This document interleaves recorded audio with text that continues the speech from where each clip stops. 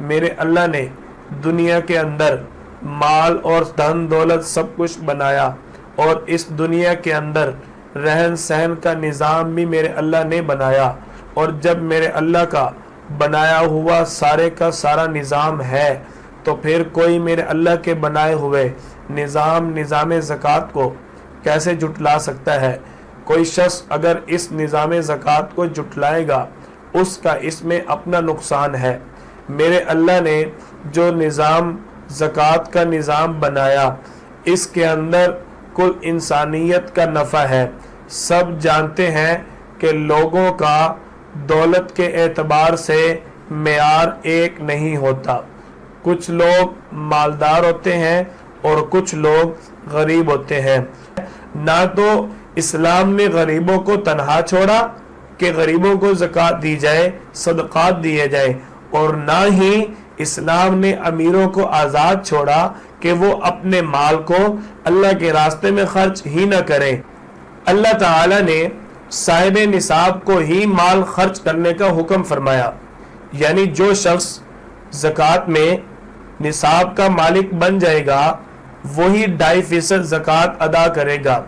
اگر اللہ تعالی چاہتے تو صدقہ فطر کی طرح زکوٰۃ کا حکم بھی نازل فرما سکتے تھے، لیکن میرے اللہ کا ضابطہ اصول اور قانون یہ ہے، یرید اللہ بکم اليسر ولا یرید بکم العسر، کہ اللہ تعالی ہمارے ساتھ آسانی کا ارادہ فرماتے ہیں۔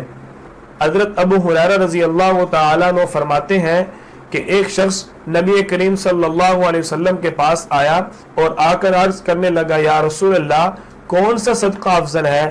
آپ صلی اللہ علیہ وسلم نے فرمایا، وہ صدقہ جو تو صحت اور تندرستی کی حالت میں ادا کرے، یعنی جب بندہ حالت صحت میں ہو اس وقت اللہ کی رضا حاصل کرنے کے لیے غرباء کے ساتھ تعاون کرے۔ یہ ہے وہ نظام زکوٰۃ۔ اور چند کم عقل لوگوں نے اس اللہ کے بنائے ہوئے نظام کے سامنے ایک اپنا نظام بنانے کی کوشش کی۔ چند سال پہلے روس نے ایک سوشلزم کے نام سے نظام شروع کیا۔ اس نظام کا مقصد کیا تھا اور اس نظام کا خلاصہ کیا تھا؟ اس نظام کا خلاصہ یہ تھا کہ ہر شخص ایک ہی طرح کا مالدار ہوگا، ایک ہی طرح کی اس کی ملکیت ہوگی۔ اور اس نظام کا مقصد کیا تھا؟ مقصد یہ تھا کہ ہر شخص اپنی ملکیت حکومت کے حوالے کرے۔ اور یہ تو ایک انسان کی فطرت ہے، جو چیز انسان محنت کر کے کماتا ہے اس کو اپنی ملکیت میں رکھنا پسند کرتا ہے۔ یہ نظام چند سال بعد اپنی موت خود ہی مر گیا۔ کیوں؟ کیونکہ یہ ایک غیر فطری نظام تھا۔ جو میرا اللہ کائنات کو بنانے والا ہے، جو سب کچھ اسی نے بنایا، تو پھر اسی کا بنایا ہوا نظام زکوٰۃ 100% درست ہے۔